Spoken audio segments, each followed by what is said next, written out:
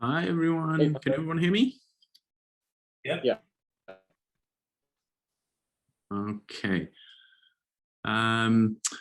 So welcome everybody. This is the open Q&A session for the D1. I hope everyone's having a good day so far. Not sure what time everyone is in on their time zones, but it's great to see some people for the start. We will just be doing, like I said, a Q&A session, and it is a open platform. So if you do have any questions regarding anything of the process of, ordering or the put prep or even the features on the DE1 app, feel free to ask away, and we'll do our best to answer your questions. It is flowing close to Christmas time. I have my Christmas tree, as you can see, arrived yesterday, and I've been hearing a lot of people wanting to purchase their D1s for Christmas time, and I had a customer pretty much order last week, and their machine arrived within 3 days. This person was quite anxious, as they didn't expect it to arrive so early and was rushing to get back home. And it was really nice to see that global sort of distribution has organized itself and making sure everyone's going to get their packages in time for Christmas. So if you are thinking about getting a D1 for Christmas, I would say order now and choose the expedited delivery to ensure that your D1 will arrive in time for Christmas. I've had a few people also ask, if they purchased earlier, will they have any problems with their D1 come Christmas Day out of the box? One of the things that I foreseen is the tablet. So the tablet we do recharge fully before we pack up and distribute out to you guys, but the battery will have a finite life in essentially how it holds its charge. So if we have charged it and boxed it up, and by the time it gets to you, it can be perhaps 2 weeks, maybe even 3 to 4 weeks, depending on shipment. So if you are preparing a D1 as a gift for this Christmas, I would say just open it up, grab the tablet out, and keep the charge the tablet at least once a week, and then repackage it up just for Christmas. So when you do open it up on Christmas Day, you can essentially use it straight out of the box. Okay, it might even be a good idea to have a dry run of putting it all together and putting it back into the box, so you don't have this fiddling around.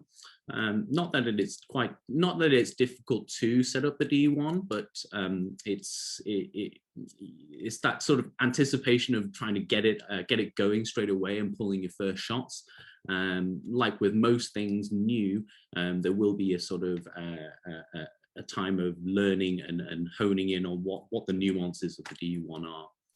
Okay, so I'm not sure if the people here today have a D1 or are thinking about buying one, but if you guys have never tried a D1 shot, I would say to see if there's any local D1s in your area, and reach out to them.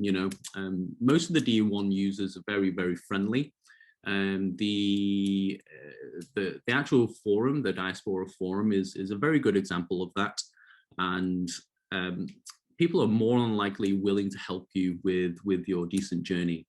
I think this is due to everyone kind of remembering how the steps that they took to get to where they are, and we often forget that we have to essentially learn like a new program, but the program is the D1 app. So much like when you use a new computer software, there will be a time where you don't know how to save a file, for example, or how to use a certain feature.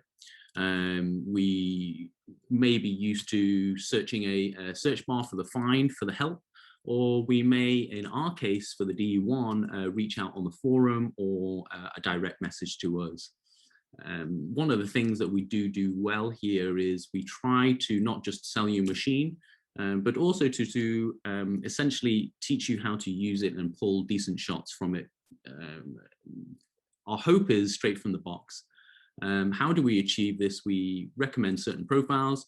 One of the profiles we do recommend is gentle and sweet. This profile is mainly for the new users who perhaps have not honed their skills in puck preparation as well as others.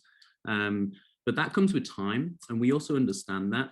So the gentle and sweet profile was specifically designed, if I bring it up on the screen, say screen share here. So this is the decent app, for those of you haven't seen it before. And this would be what you would see on the default profile, which is the other profile we recommend. So the default profile we will recommend for people that have had experience before, but not necessarily on the DE1. So the default profile is different from gentle and sweet in that it is more familiar with the more traditional recipes that are on the commercial machines. But on the opposite side, where gentle and sweet is, it's a bit more refined in its tuned for the newer user. So if I go into the settings here and just pick out gentle and sweet, we can see how it has a 20-second pre-infusion, which is a lot longer than most machines.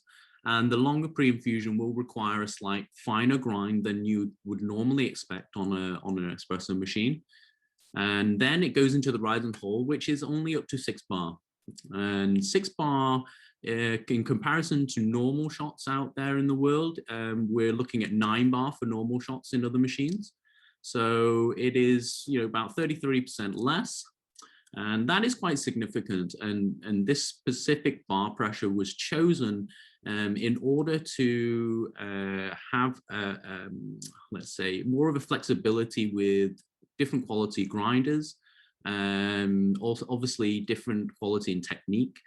And this is to essentially reduce channeling from either bad puck preparation or from a grinder that may be not as high in quality as others. So once we finish the rise and hold phase, there is a decline phase. And this is simply a reduce in pressure over time. Okay, and that's essentially all you need to know. It's a reduce in pressure in time. And what that enables us to do in our extraction is that we're able to control the rate of extraction towards the tail end of the shot. And so we can produce shots that are much more balanced and not as rough and harsh on the palate. And this essentially lets us get up to the bean to water ratio, but at the same time drawing out the flavors that we do want. Okay. Now, if we go back to default in comparison, where we would recommend for slightly more experienced users, we can see it's very similar in terms of the pre-infusion. It is also 20 seconds, so that actually the grind will be quite similar. But due to the higher pressure, you will be required to set your grind to a finer setting slightly. And this is for the reason that the coffee inside the portafilter will need to withhold a 9 bar pressure as opposed to 6.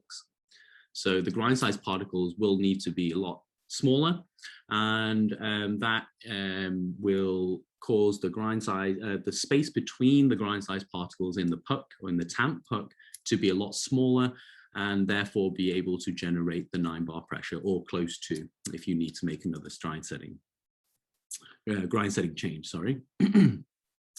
And this also has a very immediate decline. So in the gentle and sweet, the rise and hold phase is held for a little bit longer. And this kind of makes sense because you're not going at such a high pressure. And so we're required to hold that 6 bar pressure a little bit longer. But as this is going up to almost 9 bar pressure, 8.6 specifically, this doesn't have to hold that pressure as long, and we can enter the decline phase fairly quickly. Now, if we didn't have this decline phase as kicking in as quickly, we would find that this shot would be easily over extracted as compared to the if we had it as short as this.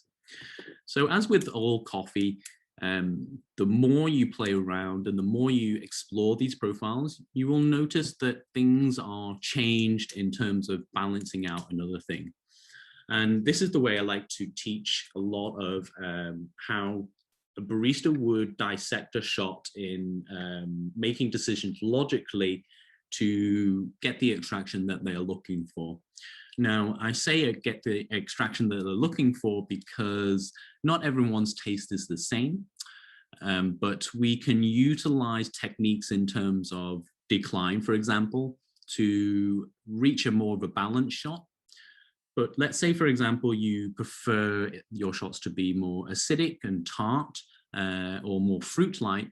You would probably have less of a decline and more of a linear pressure hold. When you're probably milking, the decline will probably be more extreme. So let's take lever profiles, for example. You could have the decline go from, if we were using this specific bar pressure here, we could have the bar pressure going from 8.6 all the way down to 0. And this would be a great shot to use in milk, simply because it has the body and the thickness to pull through with the milk. It's a great shot to balance out with milk because it has that intensity that most drinkers are looking for in terms of a milk drink. And to be able to customize your shots to the way you prefer them is one of the things that the DU1 is great at. And where it excels is in not the ability to be able to pull shots that you prefer and are to your taste, but also consistently from day to day, I would say even week to week. Obviously, I have the access to a DU1 at work, very luckily at the factory, but I also have one at home to help with the zooms. And I would say I'm making 1 or 2 shots in the morning before I leave for work. And at the weekend, I'm preparing for the zooms and either just making it for the family or just for myself. Now, when I'm brewing at home, I have been experimenting with my own roasts. Cafe Logic, who very kindly offered us a roasting machine to do some experiments and R&D with. And I do plan to do a Zoom topic on it. But due to my lack of experience in roasting, I feel I need to sort of delve into it a little bit more. But that's another topic altogether. But I have been roasting around about 100 grams at a go and using these beans at home. And I'm finding that the 100 grams is a little bit tight in terms of when I want to drink espresso. And the reason why it's a little bit tight is in terms of what I like to drink is mainly black drinks. So I'm drinking a lot of Rao Allonges. I'm playing a little bit with Filter 2.0s. Now, those of you not so familiar with Rao Allonge or Filter 2.0, you may be surprised at the length of the shot. So what do I mean by the length of the shot is the total volume of the shot when it's complete. The Rao Allonge is a 5-to-1 shot. So it will fill this cup here. So this cup is 6.5 ounces. So it will almost come to the top. So it's about 5.5 ounces in total, and is more akin to an Americano in terms of its drinking time. And it's very enjoyable for the medium light to light roasts. And I really enjoy it due to I'm able to find the flavors in the beans before I explore further as an espresso. I've touched briefly on this on the previous Zooms. I specifically talked about this with Shin, and we were exploring how we use different profiles to gain different data points so we can explore it with other profiles. Now that's going pretty deep into espresso, dissecting espresso to find flavors. But if I could summarize it, is we're looking at data points in terms of flow rates. So flow rates on a graph would be, let me see if I can get this up. Okay, so if I just bring my last shot from this morning. Okay, so I don't know if you can see this. Okay, if I can get it up here. Okay, this is an Rao Allonge I did this morning. And we can see it has a no pre-infusion, goes almost up to 9 bar and has a nice gradient dip, and then kind of sustains the pressure for the rest of the shot. But what I want you to look at is the blue line, okay? And we can see to be honest, it looks like a pretty boring graph actually, because it's quite straight. There's not much going on apart from the pressure curve at the top, okay? Now, the reason I'm bringing this up is due to the data point I am referring to, which is the flow rate, which was the blue line that I was showing. Now, if I show the recipe of the Rao Allonge on here, we can see in the preview that it just gives a guideline of what the temperature is at the top, which is set at 92. And the flow rate is, I believe, is 4.5 for the entire shot. Now, if I click onto this graph, we can go inside and have a look at the parameters. So it is indeed 4.5 milliliters and trying to reach a pressure of 8.6. Okay, so the shot I did was dialed in pretty well. I would say this is the 4th shot with this bean, and it took me 2 shots to dial in, and then the 3rd shot was where I was really beginning to see the flavors pop out and shine. Now, for an example of how I would grab the data points from a Rao Allonge, let's say I didn't tune it in and my Rao Allonge was under pressure. What I would see in the flow rate would be not a linear flow rate, so it wouldn't be very flat. It would be more wavy in terms of more hill-like, okay? So this would tell me that either one, if it is wavy and hill-like, my grind is probably too coarse. So the DU1 app is trying to help me in building up pressure. Now, the way it builds up pressure is trying to increase flow rate. As flow rate increases the water going into the group head, and if there is more water generated, the possibility of more pressure is also increased. Pressure inside the group head is only generated by the tamped coffee, okay? So if we wanted to test the D1 in terms of pressure, and we were thinking, oh, I've made a grind change and my pressure is still not going up, is there something wrong with the machine? I would always tell someone or ask someone to use the blind portafilter to see if the D1 will generate pressure on its own. Now, if the D1 is able to generate pressure, that is great news. It essentially means there is nothing wrong with the D1 and the D1 is functioning as it should. And the only variable that we're seeing from our data is the coffee itself.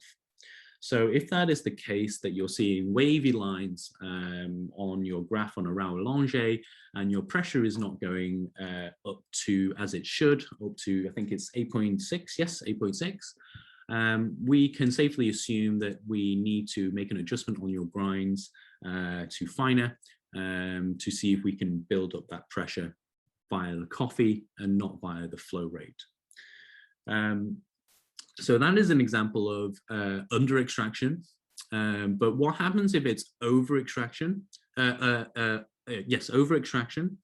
When we see over extractions on a Rao Allonge, I would say that the data points on the Rao Allonge being over extracted is more useful. Okay, but why is it more useful? because we see the flow rates go down below 4.5. And just to give you a reference point, 4.5 as a flow rate for extraction is more on the high side.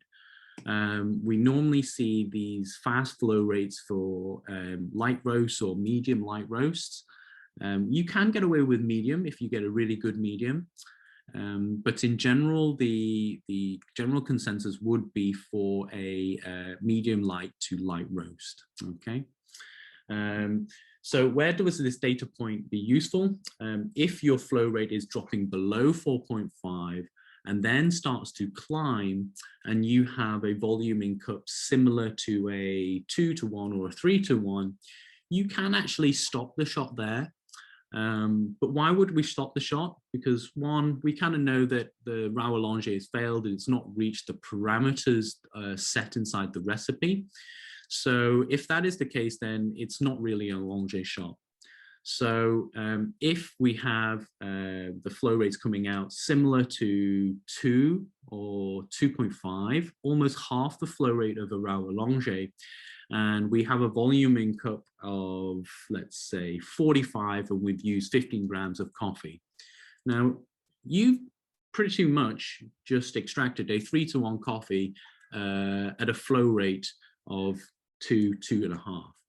Now, if we look at other recipes inside the DE1, we can see certain things like, let's go in, best overall pressure.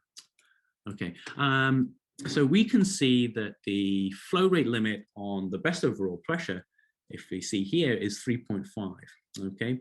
So we can just use flow rate alone to really look at how our extractions are and what sort of style of extraction they will be, okay?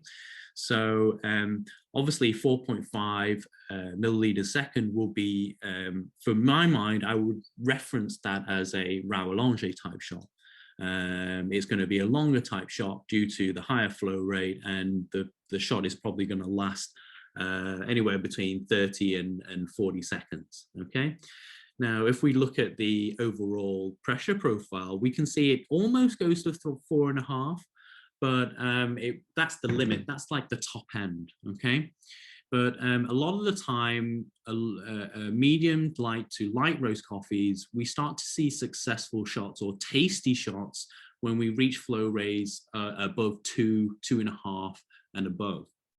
So if we have the Rao Allonge shot coming out at 2.5 milliliters a second, and it's reached the volume in cup of 45 grams in cup, we can just take that shot there and then. You can either pull the shot out or stop the shot completely and taste the shot. When tasting the shot, you have to realize that now we're not tasting a Rao Allonge. We're tasting something more similar to, let's say, for this example we're speaking of, the best overall pressure profile.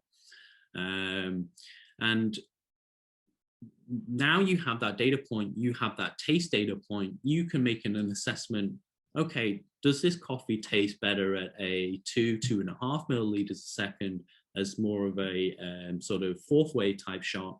Or am I going to the extreme and thinking, oh, it's very sour, there could be a lot more flavor in there, I need a higher flow rate to draw those flavors out.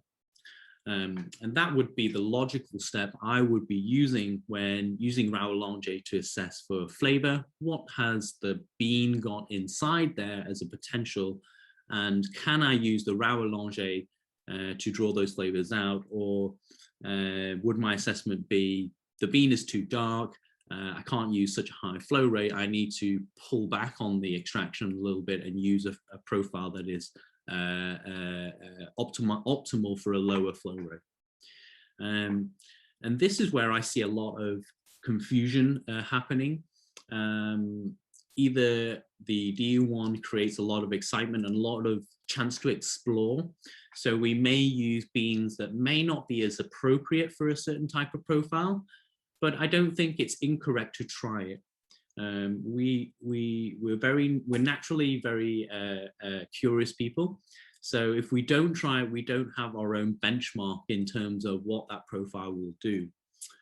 where that data will become useful is when you can apply that data and apply that taste that you have, but also that you also have to understand what you like and what you're looking for.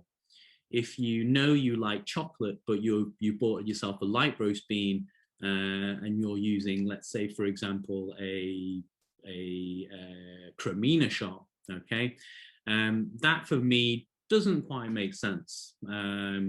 So if we're not familiar with the Cremina shot, so the Cremina shot is a recipe based on a lever machine, a very famous one, and it pulls very, very smooth shots. But if we look inside here, okay, so this is all a pressure profile. There's nothing to do with flow. But if we pulled a shot with this Cremina profile, we would find the flow rate to be a little bit below 1 ml a second as it comes out. Now, with those shots that come below 1 ml a second, they're more in line with medium dark to dark roast beans. And this is where the Cremina lever machine shines. With those sort of roast level of beans, it is able to pull a shot that is very smooth, very sweet, and very pleasing to a espresso drinker, essentially. It is what I would say a lot of European style coffees are based on in terms of their flow rate style and their roast profiles. And while it isn't a sort of style of shot I enjoy, it is a profile I repeatedly will go back to when I have a relatively dark bean. I think the success of this profile is that I think it's quite easy on the puck prep. And because it focuses on ease of puck prep, it creates a shot that is super smooth. And that is very characteristic of lever profile shots, in that it produces a very smooth, low acidity, thicker in terms of body type shot. If we are comparing them to, say, the gentle and sweet and default profiles that we were talking about, they would be rather more refreshing, slightly more acidic and sharp, but not to the point where it's unbalanced. I would say it is much more balanced in terms of the default profile. It creates a much more balanced shot. The gentle and sweet creates a pleasant experience. It creates a flexible shot that can be used both as milk and black, but in terms of overall complexity and flavors, it's not as exciting as, let's say, the default, which draws out some of the edgy characteristics of espresso, which some people enjoy. Okay, so I've been speaking for a little while now. But does anyone have any questions for the just on anything that I've said, or maybe they have any questions that they wanted to ask for this Zoom? I'm just going to hydrate with some coffee. So this is the Rao Allonge shot that I just showed up on the screen before. And this is the first shot I pulled this morning, and I tuned it in from yesterday morning. And I would say I'm very happy with it at the moment. So I've just used a 14.8 gram shot in a 15 gram basket, and changed the temperature down to 88 from 92. So I've not changed too much with my recipe in terms of parameters on the app, apart from the temperature. And that would be more often than not the only thing I would change on a recipe like Rao Allonge. There are a few reasons for that, in that the Rao Allonge is quite a simple recipe, and I like it due to its simplicity. And when things are simple, there are less things to go wrong. And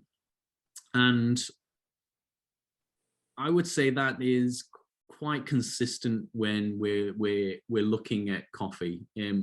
we tend to look at things in a very deep mindset in coffee and espresso, but sometimes overthinking things and adding lots of steps can be very rewarding, but also can be very treacherous. Treacherous meaning that usually when you're changing one thing, you have to account for its effect. And in espresso especially, you have to balance out that effect to not make that change negative one. And that is where a lot of people get themselves in trouble with the profiles. So my advice is, when you're really starting out, just try to change the temperatures first. And how would you achieve that is, without going into too much detail, if you feel like you've got, if the shot tastes unpleasant and you've got, bitterness that is not very comfortable and you don't find it nice to drink, then start reducing the temperature a little bit by 1 degree. So give you a benchmark of temperature settings. Light roast will generally see 90 to all the way up to 93 if it's super clean and super high quality. Usually you'll see it anywhere between 90 and 92. Medium to medium light, you'll see 90 to 88. And then medium to medium dark and dark, anywhere between 88 all the way up to 85. Now, these temperatures seem a little bit lower than what you'd expect coming from a more commercial machine or more regular machine off the market. And this is due to the way in which the D1 reads temperature. So the D1 has 3 temperature probes leading up or contained within the group head. And these are constantly feeding data back to the D1 app so it can premix and also put into the group head and sense what the final temperature is right at the puck. Now, this is pretty revolutionary in terms of customizing your water for your recipe. And the D1 has even got to the extreme of being able to set temperatures at different points. And that will be a feature coming out very shortly. And I'm saying that now because I'm using an example version of the app, which everyone can download, by the way. If you go onto our website and find from our infos page, in our download section, you will see all the different platforms you can use the app on. But we put it on there so you can have a taste and feel of the app's GUI. And I'm just going to bring it up for you right now. So I'm just going to go on the website and I'll bring up the downloads page. So this is the info page here. This is the home page. And if we go down to the downloads. Okay, so this is all the D1 software that we have, and we do provide it for Windows, Mac, and Linux. But it mentions at the top, please only use the Android version when connecting to Bluetooth via the app. And this is for the reason that the app is only really made functionable with the Android, I'm afraid. Okay. So Vinay has a question. I have a question on the Cremina lever profile. What sort of brew ratio, weight in and out, have folks had good success with? Okay, so that's a really good question, and I'd just like to refer back to, if I just get this down, how is it? So I'd just like to refer to the flow rates we were just discussing. Now, flow rates is quite important, as I've mentioned, because it dictates what sort of profile we can use. Now, Oh gosh, hang on a sec. I'm just going to close this tab. Open, close tab. Sorry about this. I'm just having a bit of technical issues with Zoom. My computer has seemed to have gone very slow, so I'm just going to stop my screen share for a moment and just sort this out.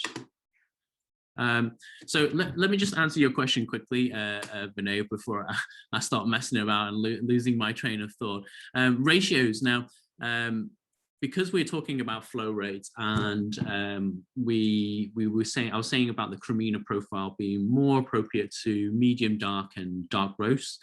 That means that if we start to go beyond, let's say 3:1, we would really draw out those earthy, heavy molasses, heavy licorice flavors coming out. That's if it's a really nice, nicely roasted dark blend or a medium dark blend with little or no defects. But if you start getting into, well, let's rewind a bit. Dark roasts tend to have a tendency to be of lesser quality. So there is a higher chance that when using darker roasted beans, ratios longer than, I would say, 2.5:1, you will start to bring out a lot of the earthy flavors, borderline charred, burnt flavors, and those shots will generally have to be milk or sugared. And that sort of style was brought out due to lower quality coffees, but that's not to say there isn't any well done dark roasted coffees out there. I've tried some very good dark roasts that I've used with Cremina before, and I found that 3:1 was as far as I would go. But just to give you a reference on my own taste is that I like really clean shots. I quite like a little bit of acidity in my shots. So dark roast, I'm not as willing to explore as much, but when it's a good, clean dark roast, I will explore it with a Cremina or with a default and pull a 2.5:1. 3:1 is a little bit rare for me because I do want more of the flavors of cleaner flavors. But when I start to go to 2.5:1, it gets a little bit more muddy. But there are people that really like that earthy flavor. When I say earthy, I'm kind of meaning like a freshly cut mushroom. When you smell the freshly cut mushroom, that's the sort of earthy flavor I'm on about. Now, some people like that in a coffee, some people don't. I'm more on the latter side, so I won't pull anywhere between 2.5, 3:1. I quite like double ristrettos, so a Cremina will be great for a double ristretto, but it is a bit intense, okay, because of the slow flow rate coming out. So a nice 1:2, as you've mentioned, is a pretty good one. But as again, it depends on the quality of your bean and the actual roast intensity of it. I hope that answers your question, Vinay. Thank you for it. Answer the ratio question. I was also wondering on actual weights, because I've been using 18 and 36 out, so 1:2. Until recently, when I came across the adaptive profile for medium roasts, and the recommendation was 15 grams in. So I was wondering, do folks normally do 15 or less, or are they more on the 18 or 20? Okay, I think that recommendation is due to we actually use 15 grams in the factory, and we like to use it because we just find we can save more coffee that way, and the way we've got it set out is that it's essentially what we use in the preparation videos. That's what we taught out to the guys, and they kind of love doing their own thing, and that's what they're used to. Where you want to use a larger gram basket is more depending on a majority of the milk drinkers will use larger gram size baskets. Because they have a larger cup, they want that coffee flavor to pull through, so they tend to use larger baskets because of that. When you want to have a bit of a cleaner shot, or you're using more lighter roasts, actually a smaller basket will help you in extracting a little bit better. And that's because there's less coffee in there, so your recipe has to do less to get the flavor out.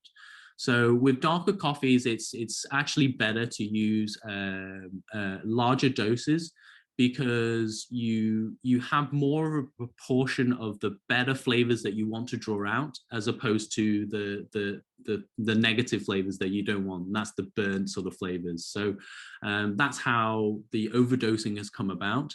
In let's say you have a coffee that's really not pulling much flavor out and is quite bitter, you can try overdosing that. So if you're using an 18-gram basket, try overdosing it by 1 gram, and see what you come out at the same ratio. You will find that shot will be more intense, especially in terms of, you'll probably notice the acidity spike up a little bit more. But the flavors should be more apparent in those shots. So yeah, and that's a really good point that I see in overdosing a lot in terms of in coffee shops as well. A lot of coffee shops will use 20-gram doses, anywhere up to 24 grams in some cases. I think that's very apparent in a lot of Australian style shots. They like to overdose it and double ristretto it. So 20 grams in, 20 grams out. So, you know, those types of shots are great with milk because of the higher intensity of acidity. You kind of get that balance with the milk. And that's where I would term an Australian sort of style type shot. You've still got that acidity in there, but it's not quite as sort of European type where there's almost no acidity at all. So yeah, have a try out. So I presume you're using my microphone was my speakers weren't on before, so I missed half your comments. But I presume you're using an 18-gram basket at the moment that came with your decent. And, yes. and there's nothing wrong with that. Yeah, there's nothing wrong with that. So if you're finding you're getting great shots already, keep going with it. Where I would say to look into other baskets is if you're not getting the flavors that you want and you're finding you might need to updose your basket. Because you're using dark roast though, you can get away with 0.5 gram more. Oh. I'm actually not. So that was this was new information. That's Cremina. Oh, okay. Right. I've been using the single origin Ethiopian light to medium roast beans. Right. Excellent. With Cremina. So I didn't realize it was not recommended for those kind of beans. Well, like I say, you know, it's a recommendation. So if you find that the shot that you're getting out with a certain profile and you're enjoying it, then there's nothing stopping you from carrying on. And that's what I'm trying to relay to people, in that what I prefer you may not enjoy. So I'm just giving you a light of how I would think about it, and you know, for you to explore that and to see if you enjoy the same flavors that I do. And it's very interesting you're using the Cremina with medium to light, and I suspect you're getting quite good flavors from it. And are you drinking it with milk, or are you just drinking milky drinks? Yeah, like a cappuccino, so 6-ounce drinks. Okay. So yeah, I guess I'm doing it completely wrong. No. I wouldn't say you're doing it wrong. Actually, I would have presumed you were milking your drinks as opposed to drinking it black, and that makes sense to me. That makes sense to me. Why? Because you're milking the drinks, but you're gaining that intensity from your shot for the coffee to pull through. So that's why it works for you. And I mentioned this briefly prior, in that if you do prefer to put milk into your shots, the way you pull your shot will be different as opposed to when you're drinking it black. So the fact that you're using a Cremina to milk is actually correct. And a lot of lever shots were actually milked or diluted with water. So so don't feel like you're doing anything wrong. Actually, I think it's great that you found a profile that you enjoy and you're milking it and finding that the flavors are what you are looking for. I would say if you're drinking a Cremina and milking it, try the Damien LRV2 or the Londinium, and I think you'll find that you will get a little bit more flavor out of those coffees, and simply because of the flow rate is a little bit faster, but you may have to grind a little bit finer as compared to the Cremina shot. So have a play around with that profile. Just sort of listening to how you're drinking your coffee, I think you would enjoy that shot. And if you're really experimenting, then try out the default profile and see how you go with milking it there. But the default profile, I would, if you're using dark, try a 1 to 2 or 1.5 to 1, and see where you go. That will create a much more brighter shot for you, but would be a different style of shot. So you may like it, you may not like it. But at least you know that you don't like such higher acidity than that, and you can stick with longer pre-infusions that drip. So that would be what I'd recommend for you. And yeah, so stick to the more drippy type shots, like the overall pressure profile, even the adaptive profile, the one that's just come out now. That's pretty good. I've used that recently when I've got an unknown bean. And I'm not sure what the grind setting is, and it gives me some data points to make an immediate change, and also to see where the flow rate is looking to be with the grind setting. So so yeah, have a play around and see how you go. Awesome. Thank you. Yeah, cool. I'm just wondering, how long have you had your decent for, Vinay?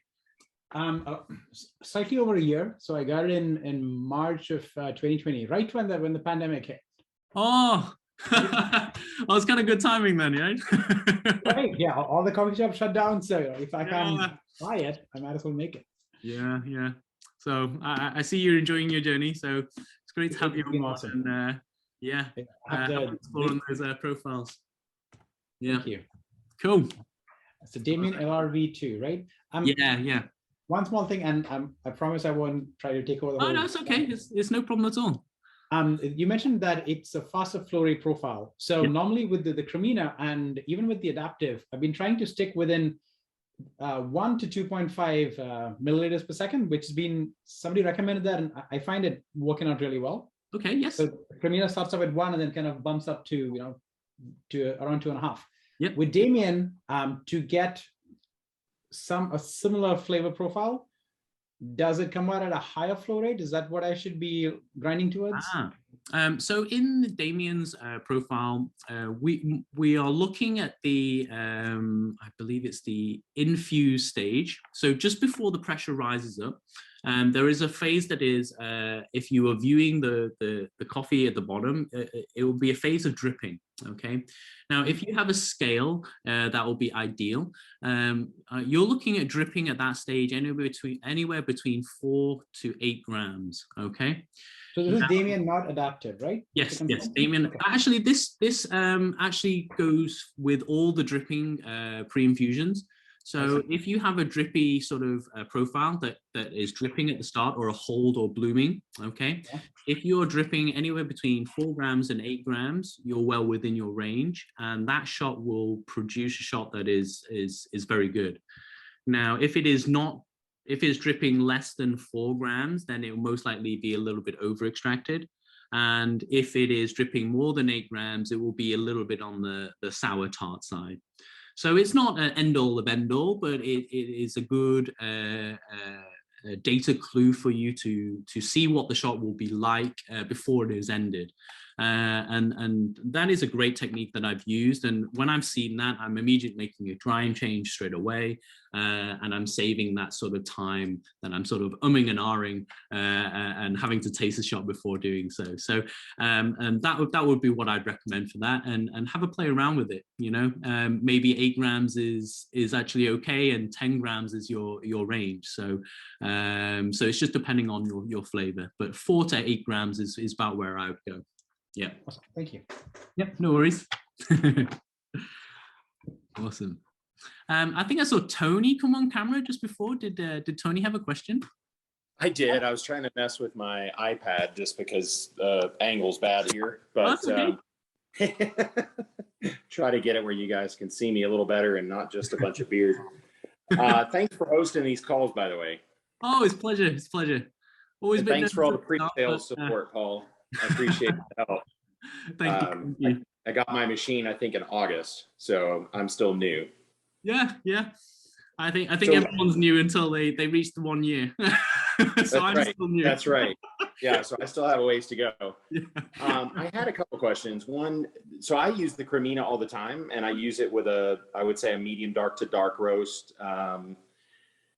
Did I hear I typically been shooting for about 1.7 milliliters per second. Did I hear you say earlier that the target is really more 1 milliliter per second, or? It depends what you're talking about. Are you talking about the ending of the flow rate? So it ends at 1.7 or?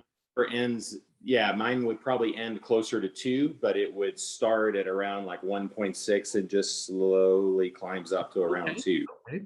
Now, that is a relatively faster exit flow rate. So okay. I'm presuming you're talking about when it starts to drip out, and that's the flow rate it's starting to drip out at.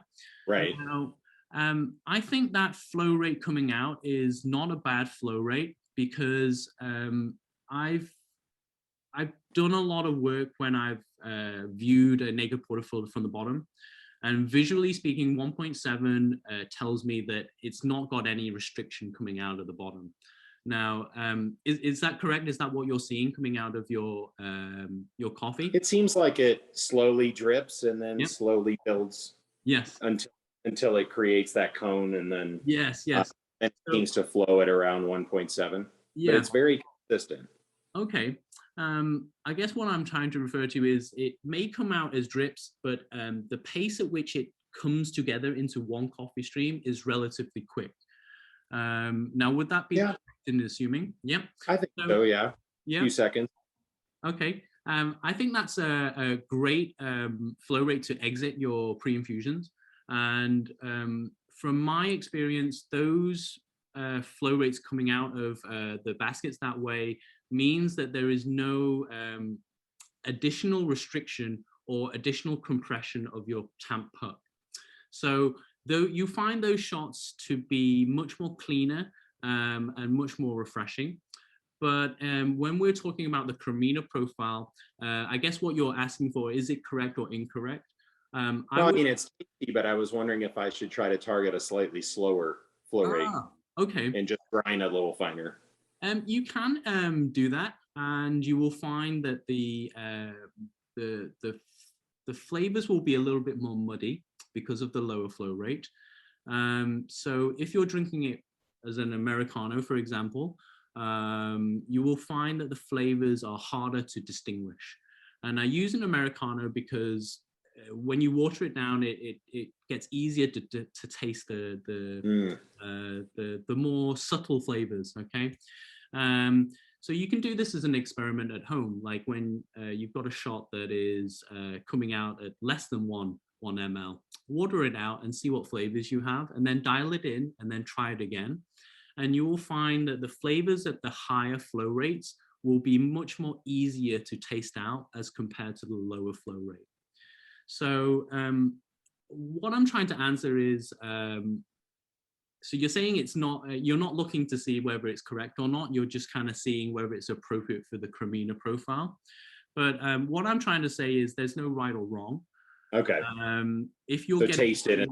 Yeah. Well, I'm pretty happy with it. I thought I hadn't really tried to grind a whole lot finer. So yeah, I could try it and see. And that's a great idea about trying Americano, to then see if I'm able to separate out the flavors and determine which direction I want to go. Yeah. And Okay. I think from what you're saying and from the flow rates that you're getting is that the dark roast you're getting is probably really good. The reason I say that is those flow rates are more for the medium, probably medium dark sort of type, but the Cremina is meant for a dark, okay? But how it is helping you is probably in the compression at peak. So it rises up, and actually it goes, if you look at the profile, it goes beyond 10 bar, okay? So this is one of the characteristics of this profile, in that it helps you with your puck preparation and the way the puck is reacting during the extraction. And the Cremina profile is very good at reducing channeling. And that's why it produces a really smooth shot. And that's one of the reasons why I love and come back to it myself, in that I just have really good experiences with it. And that's one of the reasons why it's due to the way it ramps up pressure. But if we're going back to you with your flow rates, even though the flow rate is not as it was specifically designed for, it will still work with good quality coffees at a higher flow rate. So I believe that's what you've discovered, Tony, in that you found that this is quite a successful recipe for the bean, and you've dialed it into the bean, dialed in the flow rate to the beans, to the way the bean reacts to the recipe, and that's essentially what coffee is about. It's about, you know, finding a recipe that works, but also balancing it out. And that's what you find with the DU1 is now that the general consensus is that flow is the most important thing in terms of what we extract. So the higher the flow rate, the more flavors we draw out, and that can be positive or negative. You can draw out too much flavor and be over extracted, or you can draw out too little and be under extracted, right? So you have to balance each point appropriately. And that's what you've done, Tony. So and it's great to see. So so if you did do that experiment with that bean at a lower flow rate, you'd find that you know, you won't find those flavors that you are finding at the higher flow rates. The point about the Rao Allonge I was doing, this was kind of what I was trying to relay, in that the flow rates during a failed Rao Allonge are usually because the grind is too fine, and it's going to overshoot my pressure, and therefore reducing my flow rate coming out, and you know, you're not reaching that 4.5 flow rate that we're looking for. So if we see those flow rates that, you know, they're dropping down to about 2 on a Rao Allonge, and we've reached a 3-to-1, I would advise it's better to stop it there, try the shot, and then dial it in, see what a Rao Allonge does, and see which one it prefers. There have been a few times where I've been tricked that a bean was slightly too dark for a Rao Allonge, and I wanted to try it, but actually it was better as a 3-to-1 as opposed to a 5-to-1.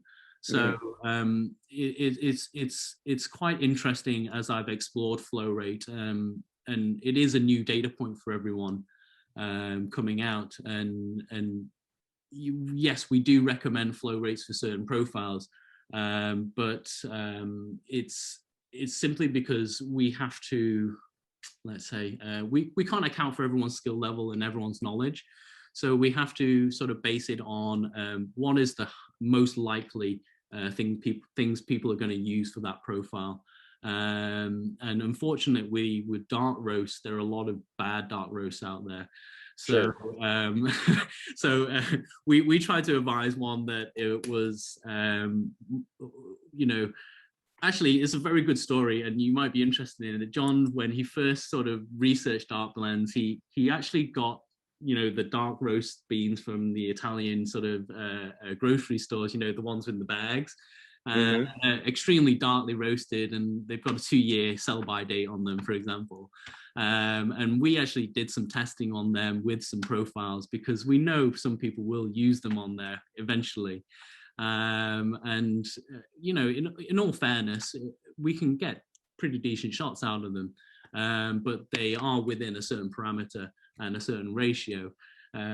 So that's kind of what you're seeing in some of the recommendations that we do put out to you, is that we anticipate what is the most likely that you'll be using, Sure. what is your skill level, and in all fairness, the more you stick at this espresso madness, the more you will learn and discover your flavors that you enjoy. So Sure, that's the beauty of it. yes, that's it, isn't it? And one of the things is, you know, trying it with different people, finding what their flavors they enjoy, and you know, making coffee the way they make it, and finding a different way. I like to say it's like cheese, you know. When you first try cheese, you don't like cheese, and then the more you eat cheese, the stronger you go, and you end up. Well, depends on which one you start with. Yes, yeah. Right? That's very true. That's very true. So I had a totally different question, because I've just been messing a little bit with the V60 profile. Okay. Yes. Yes. To do a pour over, and I'm pouring into a Hario, the Hario Carafe. Yeah. But I think the only profile I found was the 20 grams in, 340 out. Right. And okay. I'd like to see if I could do, you know, brew a little bit more with a bigger basket, or a little bit bigger dose. But I don't fully understand the profile, and so I wasn't quite sure how to modify it to maybe brew double. Right. Okay. It seemed like it had 2 variables in there. It seemed like, but it seemed like volume, but also time on each of the steps. Yes. Yes. And it did appear like the steps were really controlled, even though there's a volume setting. It seemed like it was really controlled by time. Yes. Or am I reading that wrong? Now, this profile has evolved over time, and the reason it's evolved over time. So I kind of need to give you a bit of backstory. Okay. So this was, as you know, it was developed with Scott Rao. Sure. And when we first created this recipe, it was on the D1 Plus. And the D1 Plus is not as powerful as the Pro or the XL or the Double XL. Yeah, it comes out pretty fast. Yes, it comes out pretty fast. And the actual power consumption during a pour over is actually the most power intense of all the profiles. And that is because of the flow rate required to carry out that extraction. Is that why it preheats the tank? Yes. It's the all I've used where okay. Yes, and on the Double XL, it's not so it's not as needed as compared to the Pro. Well, you're right. XL. Power on that. Yes, that's correct. Yeah. And if we didn't do that, you would see at the tail end the temperature starting to fade a little bit. So we added that feature to make it a little bit more stable. And it's the stability of the temperature that makes the V60 profiles or the pour over profiles successful. I think I went through it a little bit on depth with a previous Zoom. So there is a Zoom on this, and there is some summary videos if you're interested. And okay. I do create a alternative profile to Scott Rao's. I was meant to modify it a while back, but I haven't found time to do it. But maybe it's a good time to review it and go back and have a look. But it's interesting that you say you want to change the water volumes and the actual water volume in itself. You can actually do that. And I'd say just check out the V60 Zoom that I did. Okay. And I go through it. I go through the whole process. I go through the recipe, and I also go through the profile that I created based on a different brew method. And it is available on Diaspora, so I'll find the link and I'll post it back onto this Zoom advert for you, so you can find it. But I'm assuming I could just put in V60 and Zoom on Diaspora and find it. Yeah, you can. Of course you can. Okay. Okay, cool. But In going that back Zoom, to, you talk about how to modify it for different volumes and yes, that's output. correct. Okay. So the profile I created for that Zoom, it talks about different volumes of water for different stages and how it changes the taste of the actual V60. So in short, the first third of the recipe dictates the balance of the coffee at the end. So you can accentuate the sweetness, accentuate the acidity, all depending on the volume of water you apply at the start. So it was very interesting. And yeah, pour overs for me is very, I've been doing pour overs for a long time, and I was very reluctant to do it on the DU1 at first, but I can't consistently make a better pour over, to be honest with you. Yeah, I haven't been doing pour overs a lot. If I'm doing anything similar to that, we're using a Clever Coffee, which is kind of a hybrid. Yeah, I love that. And that's easy to do. But I thought the machine's going to do it more consistently than I could do. For me, it's wanting a larger cup when I'm doing it. I wanted to increase it. And then part of my reluctance to do it is the size of the V60 and how much water it can hold. If I program too much water in each phase, it could overflow. Yes, that's right. That's the other thing I need to watch out for, because it is a little bit of a messy brew. Kind of goes everywhere. You got to be careful. So, all right. Well, cool. I didn't know there was another Zoom on it. I'll check that out. Yeah. Please do. But if you do have any other questions, you can send me a direct pin or whatever, and afterwards, and I'll be sure to help you out. But yeah. Cool. Yeah. Thanks. No worries. But yeah, so the pour overs is quite interesting in that I mentioned that I could make a very good brew, and it would take a lot of effort. But your uphill battle is always the temperature. So, as soon as you boiled it, put it in your pouring spout, carafe, whatever, you're already fighting that temperature stability. It's dropping. It's already dropped. So, it's just very hard to find a consistent brew as a pour over. As much as I love the zen of it and doing the whole process, I can't beat what comes out of the D1, unfortunately, on a consistent scale, and that's just the reality. I think it's just another fun way for me to explore lighter roasts. Yes, yeah. I've been exploring some local roasters with lighter roasts, and I've been using the blooming profile for those and making really short Americanos. Oh, nice. I say short Americanos by only adding 100 milliliters of water. Okay, yes. Yeah. To a 3-to-1, about a 3-to-1 ratio with the blooming profile. That's fun. Now you've got me interested in trying the Allonge profile with these roasts. Cool. I would say the Allonge is probably one of my go-tos a lot of the time. Even though I work for Decent, I do have to do some work and not be in front of the machine all the time. So the Rao Allonge is good because it's got a lot of caffeine and it's got a lot of flavor. I'm at my computer most of the time rather than less of the time. So with that profile, appreciate that one. Do you find you drink it straight with that profile, or do you make an Americano or something similar, or just drink it straight? I'm Since it sounds like a higher volume. Yeah, I'm drinking it straight. And if I'm not drinking it straight, I'm only doing milk to practice my milk. Because milk, unfortunately, is one of those skills that if you don't keep on it, you kind of lose it. So I do sporadically go back to milk, but in all honesty, I have a love-hate relationship with milk. I really like it sometimes, but I also, it's not my thing. I'm more of a black coffee drinker. But recently I've been doing the Filter 2.0, and that is super high caffeine. I've been drinking 1 or 2 cups less. Okay. And yeah, so the Rao Allonge is more acceptable in terms of caffeine content. So it's kind of like having 1.5 Americanos. 5 Yeah, I don't need more caffeine. Yeah. As it is, so. Okay. Yeah. Well, I don't want to. I want to let other people jump in here. Yeah. So if anyone else has a question, feel free.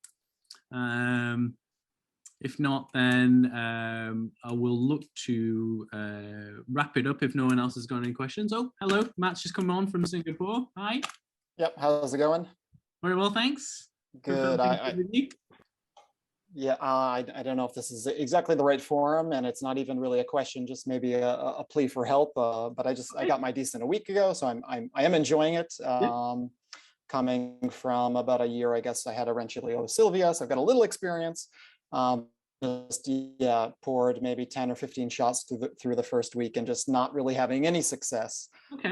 So just wanted to maybe find out where I'm going wrong. I don't really even know how to read all the graphs yet, so I just noticing just like tons of channeling, not getting a good extraction at all. Right. I don't know, maybe I'm not grinding fine enough. I mean, the overall shot time is 30-40 seconds, which coming from another machine seemed very long. Okay. But the pre-infusion is maybe only 7 seconds, so maybe that means that I'm not grinding fine enough. But I kind of don't know where to go. I don't know. That's okay. Obviously, that's only a little bit of information. It would be awesome if we could just see a graph very briefly. I can share a video or a graph. If yeah, that'd be fantastic. And okay. This is one of the great things about the Decent, is that we can just view a graph and really see what's going on. And don't worry about the intense information that you do get with the Decent. As I've mentioned, it's all about sort of getting yourself familiar again and looking for the data points that you need to look for. So I can't share the screen, but that should link to the image, I think. Actually, if I just share your so everyone can see. Can everyone see the graph that I've just got up on my screen? Let me share my screen, and then okay. So everyone should be able to see the file that I've just opened up now. Okay. Yeah, we can see. Okay. All right. So you're saying you're getting a lot of channeling coming in. So this is a graph that is not being zoomed. Now, I don't know if you're aware, Matt, but if you click onto the tablet, you'll be able to zoom in onto this graph. And you will see another data point in terms of a yellow line, and that will be the puck integrity line. Now, the puck integrity line will visually show you if you have channeling, okay? So if you see the puck integrity line start from the x-axis and then go up and then immediately come back to the x-axis, that is a data representation of channeling. Okay, so we can't actually see those on this graph, but that's okay. We'll take your word for it that you are viewing channeling.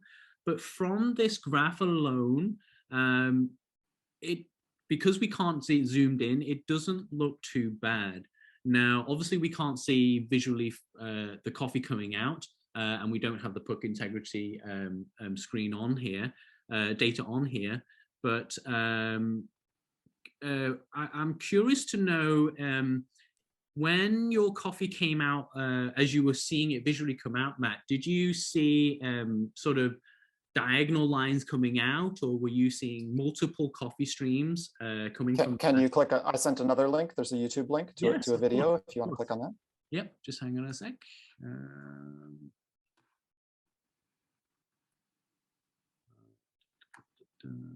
YouTube link. Okay.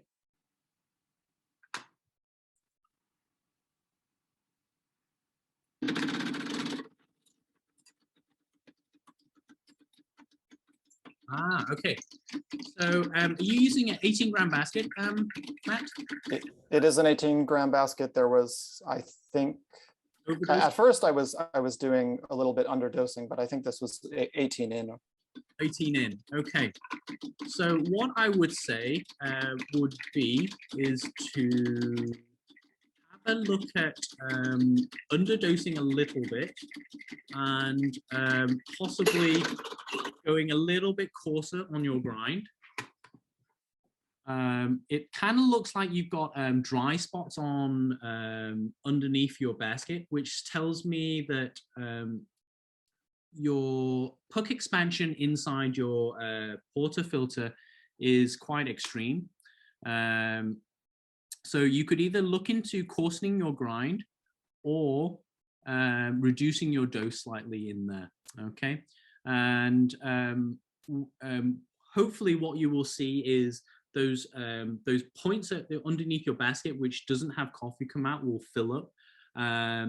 So what I'm presuming is happening is that there's either two things happening. One is either too fine and you've got a lot of small particles at the bottom that are blocking certain portions of your basket at the bottom, or you have too much coffee in for that particular type of coffee and it is expanding too much as it's pre-infusion and it's causing almost like a plug at the bottom at certain spots, okay?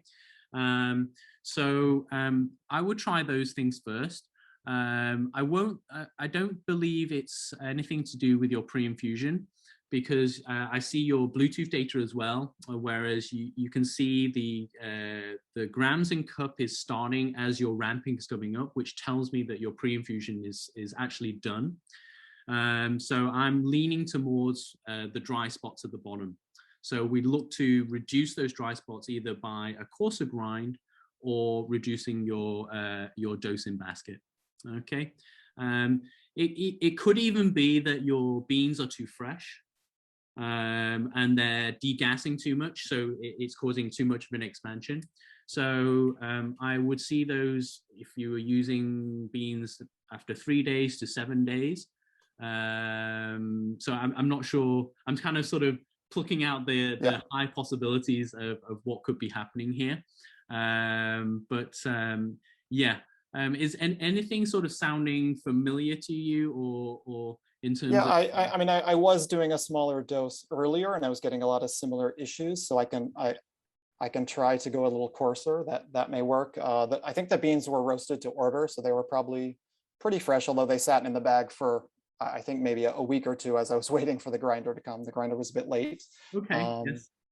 So at least they had been in, I think an air sealed bag probably since right after they were roasted. Right. So that could relate. Yeah, it's also it's a decaf bean, right? So which probably can be a little bit more finicky. Yes. Yeah. Decaf beans, in my experience, required a slightly finer grind. And will react a little bit differently in terms of the way they look and extract from the bottom. Now, how is are you drinking these black or are you milking these shots?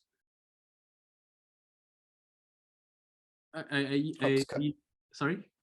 Cut out for a second, sorry. Oh, are you milking these shots or are you drinking them straight, just black? Yeah, so I mean, I've done both, I mean, as I've been practicing. So interestingly, I mean, I don't think I have the most developed palate, but so I mean, the first tasting note is orange. And when I made a milk drink, I mean, it tasted like almost like orange juice, which was not pleasant. Right. I mean, maybe to a very advanced, acidic lover, that's pleasant. I don't know. Right. But for me, it was not pleasant. Okay, so it's a little bit more on the sort of sour side, tart side, is what you're saying. Yes. Okay, so that gives me good information. Usually, when people say it's a little bit on the tart side, we can extend the ratio a little bit more. But why should we do that is most of the extraction starts at the first third of the extraction. So most of your flavor comes out there. So the sourness in coffee, the acidity in coffee will always be in the shot. So how do baristas or how do we balance it out is by adding in the sweetness. And the sweetness comes in throughout the last 2/3 of the shot. So if we extend the ratio of the shot, we'll be able to balance out that acidity and tartness a little bit more. So if I can't remember, did you mention what ratio you were using for these shots? So, I mean, it was, I think, 18 in, and then it's just auto cutting off around, 35, 36. I don't know. It just always auto cuts off. So I don't know if I need to change that. Okay. So if it is the auto cut off, it will be set at 2 to 1. Okay. You can try going 2.5 to 1. and then seeing what it's like. And if it's still a little bit too sour, try 3 to 1. Okay. I wouldn't go too much beyond 3 to 1 because you are using decaf. But from what you're describing on your flavors, I think you need to pull a little bit more out. Yeah, from your shot graph, it doesn't look like there was too much that I would say at fault. But I would say is more inherent of, unfortunately, you using decaffeinated beans. Now, obviously, there are different processes of the way they do it. You know, they have Swiss process, chemical processes with acetate, and water processes, right? So all depending on which one you have. But from what I've tasted, the Swiss is the better one in terms of flavor. But how it kind of reacts in terms of the extraction, I don't really know too well. But the fact that you're already tasting oranges and you can taste that it's not sweet enough tells me that you're more than likely getting quite a good decaf. So yeah, that would be my advice. Pull it a little bit longer, get a little bit more sweetness out. And if you're still getting it being a little bit too tart, then there is a possibility it could be because it's decaf, but it could also be that the age of the bean is now taking away the sweetness. Okay, so that is the first thing that dies when coffee ages, is sweetness. And that's why we have to grind a little bit finer to see if we can draw out a little bit more. But yeah, that's just inherent of coffee. So there are things that we can do to help with that. You could try increasing the temperature a little bit, especially if it's not getting too bitter. You may find the orange will change to orange pith, at which point I would hold off on increasing the temperature, because if you go too much, then it will go too bitter. And yeah, just experiment that way. But yeah, I would say extend a little bit more. You need to extract a little bit more from the coffee until it starts to get uncomfortable, and then hold back. Okay. Cool. Yeah. Thank you so much for the help. So, sorry, just last thing. How do I zoom in on the graph? Okay. What do I need to click? So if you just have your graph open, you can just click anywhere on the top left of the graph, and it will zoom in a little bit. And you can keep zooming in if you keep tapping in the top left, and then you tap anywhere on the right hand side to zoom back out, and you'll be in the normal screen. But yeah, anytime you have any trouble or want to ask us or want to put out on the forum, it's always a good idea to post out your graph. If you don't, people generally ask anyway, but it's just the kind of thing we do on the Decent, because now we have data to show to everyone. So but that's the learning tool. So yeah, thanks very much for your question, Matt. Thank you for your time. Appreciate it. No problem. Enjoy. Okay. So yeah. Oh, hi Gary. You coming on camera? Hey, Paul. How are you doing? How are you? Very well. Good. Love your tree in the background. Yeah. Thank you. So there seems to be a lot of mysticism around puck prep, and even I get into it. Yeah, even I get into it where I'll do something differently once, and I get a good shot, and I think, oh, well, that's it. That's what did it, right? And then the next shot, I do exactly the same thing, same beans, same grind, and it's a terrible shot, right? Okay. And so I thought, well, that wasn't what did it. It was, and so my puck prep has changed over time. Yeah. I've had my Decent, like Tony, since August, and I'm wondering for you, what are the things that consistently work for you in terms of puck prep that you think are made for good puck prep? Made for good puck prep. Okay. Just to give you some insight, I used to not use a puck rake, not use a leveler temper, and never used a scale. And that was how I was taught. And the way I was taught about detail was visually. And I was made familiar by repeating by repetition, okay? So I'm considered a very old school type barista, but what I came to Decent, I learned that Decent developed a lot of tools for consistency, okay? And the main thing that I found a relief and was the V4 temper because of the leveling plate.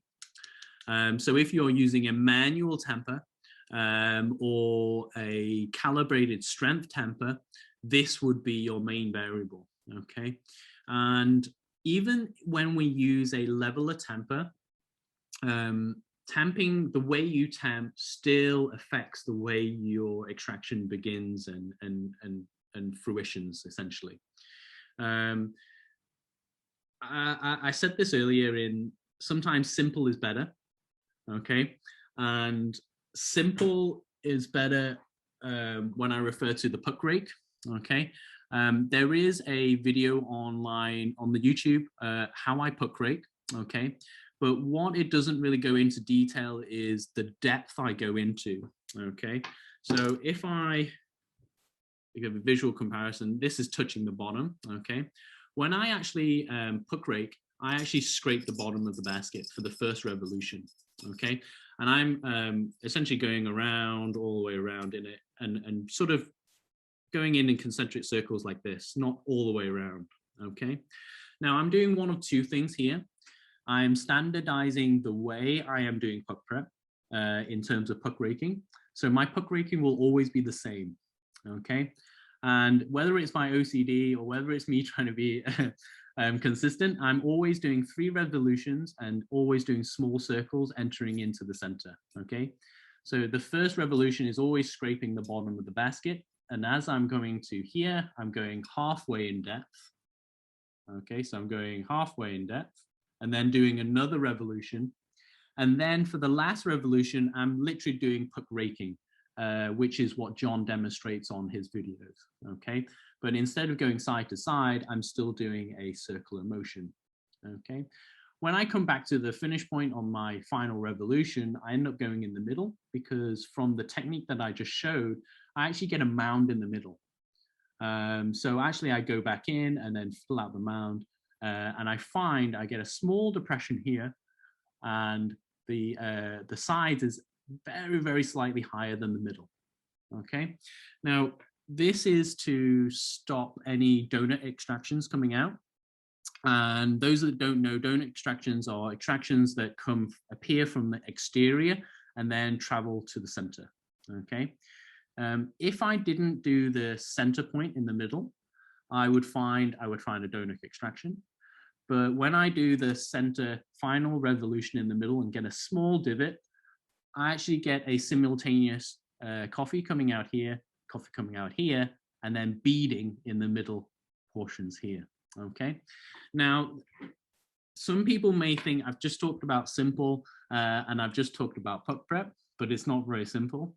But it's a slight compromise in terms of what am I doing every step to how I'm personally affecting my shots coming out. Now, we can only control certain things. So we can control how we put the coffee in the basket and how we tamp. Everything else is dictated by the grinder or by the weight that we're putting in our dose, okay? So if we standardize the weight, we're weighing before pre and post grind, okay? We can confirm that's not a variable. So whereas the other variable is in homogenizing the grounds coming out.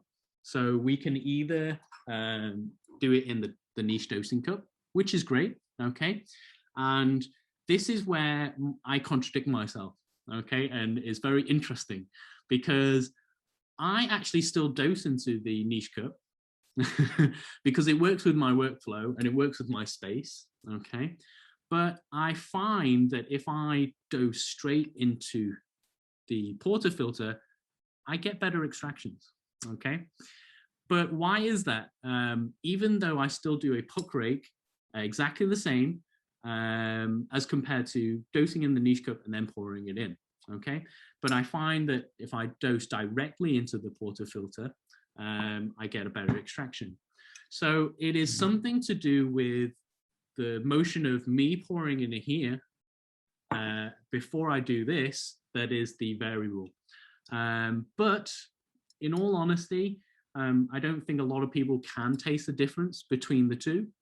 So what has happened for me is that I'm mixing the two together. Okay, now that is not very simple, but I know that I'm getting good results from both, but I can't exactly pinpoint where exactly is the variable. So now what I'm doing is I'm still dosing in here and I'm dosing it here, but I'm actually putting in 3 times. So I'm going, I shake, put in 1, shake again, put in 1, shake again, put in 1. And then I do a simple hand palm, shake horizontal, shake that way, okay, to get it as flat as possible before I start my puck break. And then I'm doing the puck break itself, okay? And that's what I'm doing for every shot, especially if I'm doing experiments. But why has it evolved that way is because it's become very consistent. I wouldn't say it's the best shot I can achieve. I know I can get better. When I temp, I actually do a double temp. I do a, where's my temper? I do a resting temp at the start. So I just leave it on the leveling plate. And the reason I do this, it gives me information on the dose of my basket. So the more we make coffee, the more we know that each bean kind of expands or fluffs out after it's ground to a different volume. So a good example would be light roast compared to dark roast. They grind out differently. And when you dose them in a portafilter, you'll notice the height of the grounds is different. Okay, so this technique gives me insight into the actual bean and how much I can fill my basket with. Okay, so what I'm going into here is I'm trying to standardize and anticipate how much my coffee is going to expand in here, and will my basket be able to facilitate this with the headspace in my DE1. Okay, so we're really going into knowledge on our hardware and knowledge on what we're using to what we can control. So as I mentioned, we're trying to control dose now, but we're trying to control at this point the dose going into the basket, and will the recipe work with this dose in this basket. Okay, if not, then we'd either have to adjust the dose or change the basket itself. Okay, that's the decision you have to make. But going back to the techniques on how to discover this is, if I leave the temper in the basket with ground coffee, I call this the pre-temp, and just leave it resting, and the weight of the tamper is all that's needed.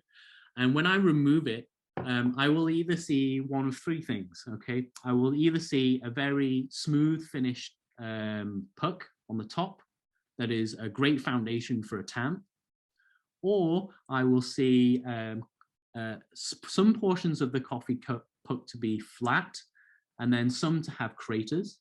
Okay, or I will see a too much dose in there, and I will see coffee begin to form around the exterior of the tamper itself. Okay, and you will know you're doing this because the V4 tamper or the V3 tamper will be very dirty inside here. Okay, and that's simply because the coffee has got nowhere else to go, and it's just traveling up the very small edge up on here, and then traveling itself in the leveling plate.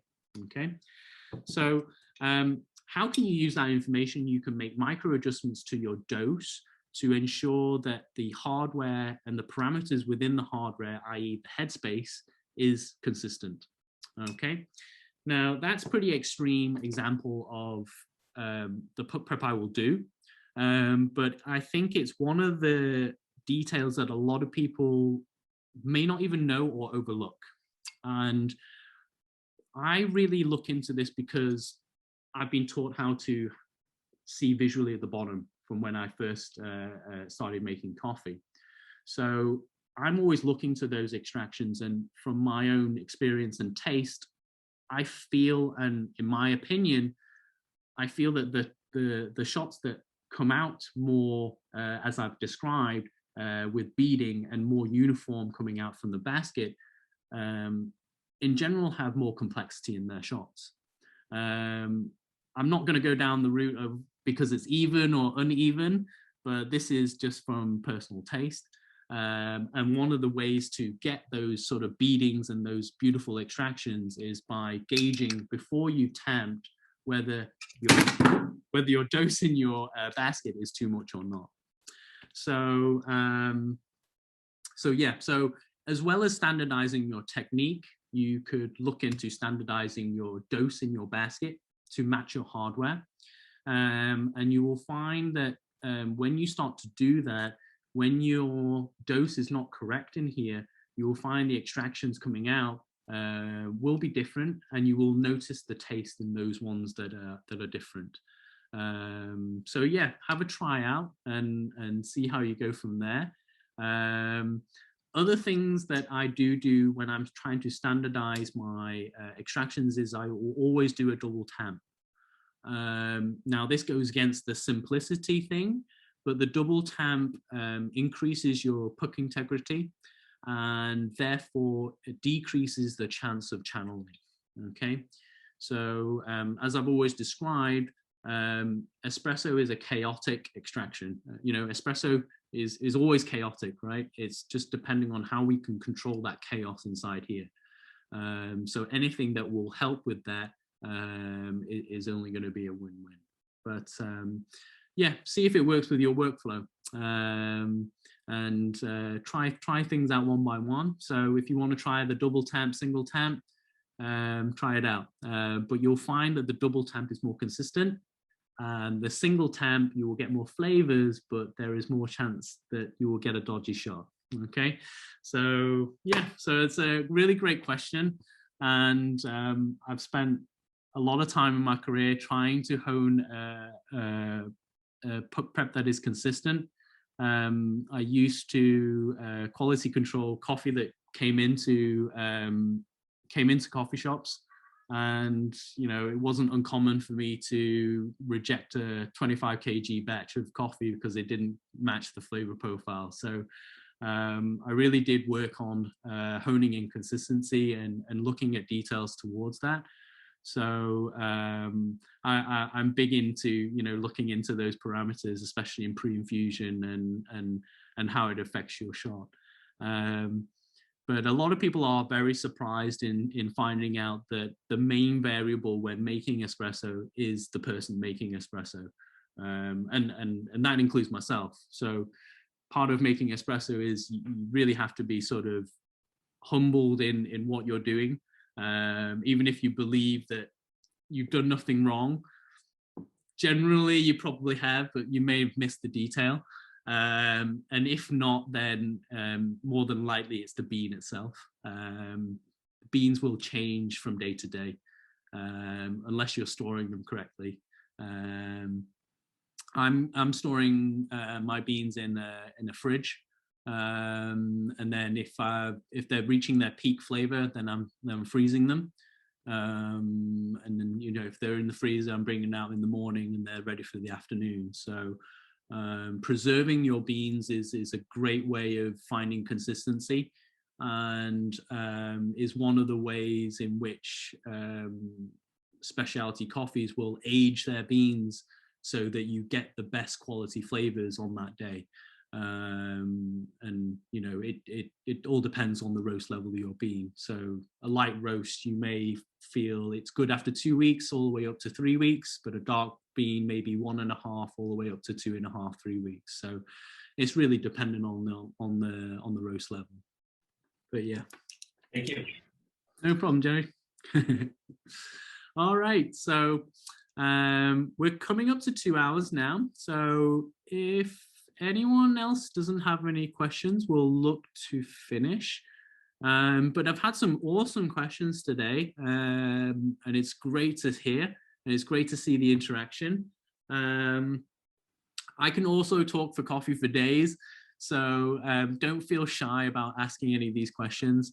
I'm more than happy to help out. So, yeah. Okay. I'm also having a bit of technical issues because my computer has crashed and I can't get my screen to screen save. So hang on, if I can just work on this.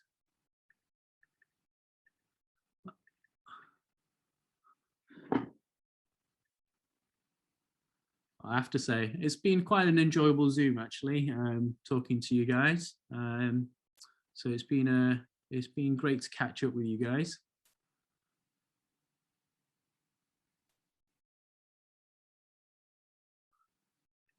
Nope, my computer is frozen. So I want to share some more stuff with you on my screen share, but my second screen is just kind of frozen. I'm doing quite a lot on my laptop. I'm kind of recording onto my laptop. I'm also recording some screens as well. So I think I'm on the cusp of what this computer can do, but I'm kind of going with the flow right now.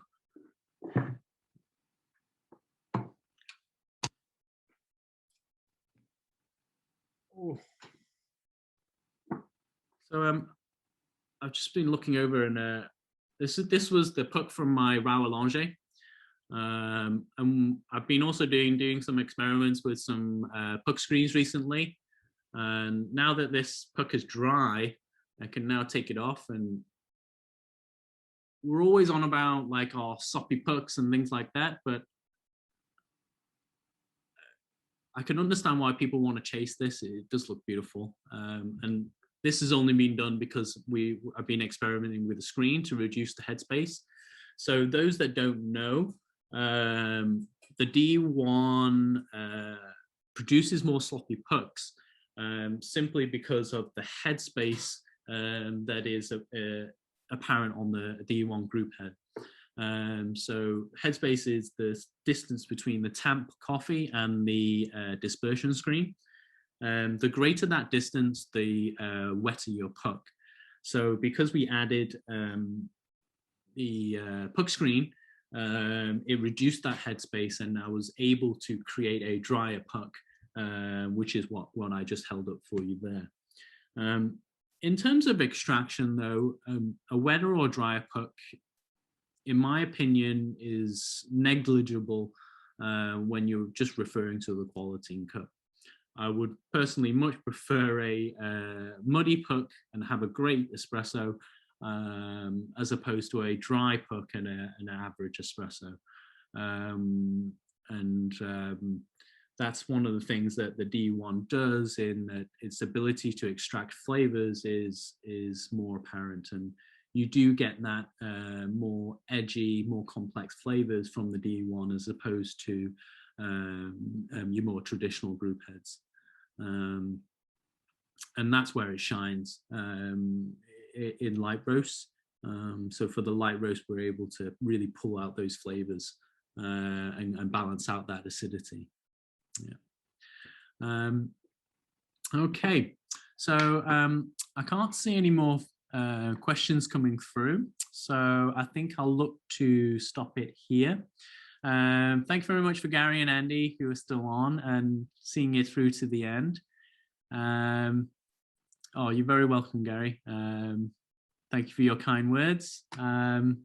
It's kind of always a bit nervous for me at the start, trying to be the expert amongst experts most of the time. But this Zoom's been very, very cool and warming. So thank you very much.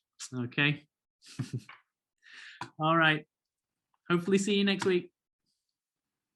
Bye-bye.